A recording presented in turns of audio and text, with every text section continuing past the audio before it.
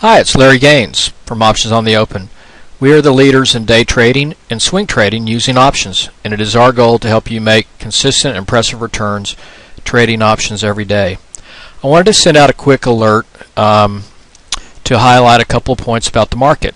First off, the market is still in a very bullish uptrend, and there are several technical levels that I just wanted to point out. But it was a very, very strong day today, closed strong. Things look, off to the races again. And using the S&P 500, this is the June contract for the S&P futures, which is kind of the broadest market, the deepest, the broadest, and has the most liquidity. But some of the levels that you need to be aware of are 1328, which we popped through today right after the close. The next level to be conscious about is right up here, these prior highs around 1336, 1337, 1338, that kind of level. Then after that, it's 1343, 1358, and 1374. So be aware of those levels when you're trading. And I've got a couple of other charts that are very interesting I wanted to show you and point out a few things about. So hold on. This is an interesting correlation and combination of two charts.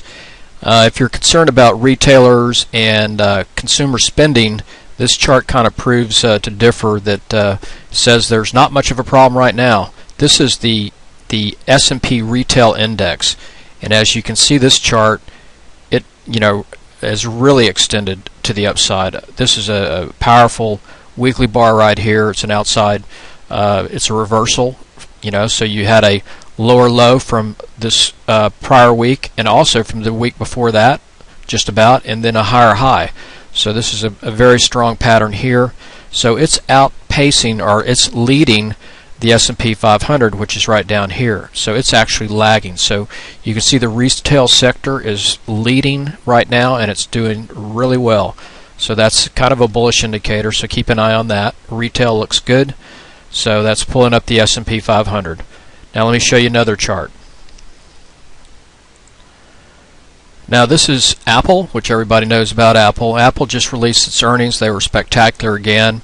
The market closed today at about $342.41. After earnings came out, Apple now is up over $12. It's currently trading around $351 in that area, so up in here.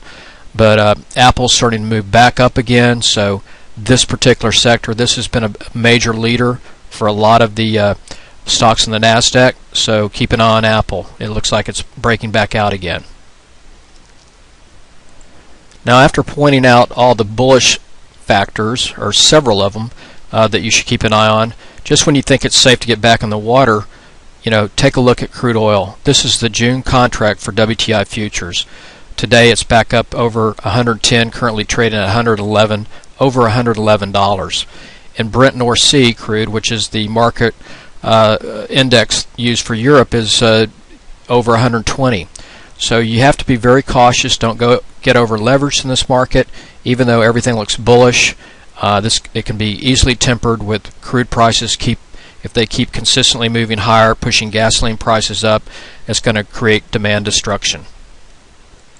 And two other factors just to keep an eye on is that QE2 will end in June. So, what impact will that have on the stock market? So keep that in mind. And also a third factor is that the U.S. will be hitting our debt ceiling of $14.3 trillion in early May. And when it gets to that level, Congress then must raise the limits. So you're going to start seeing a lot of that talked in the markets, and that could spook some of the investors as well to get to the sidelines, maybe raise cash, even though the probability of them not raising the debt limit is probably very, very slim. So it would be total catastrophe if they did not. So I can't see it, them not doing it, but there'll be a lot of talk and rhetoric through the press. So, enjoy the markets, don't get over leveraged, and, take profits. So on that note, I hope you'll join me at optionsontheopen.com. That's optionsontheopen.com, and thank you for your time.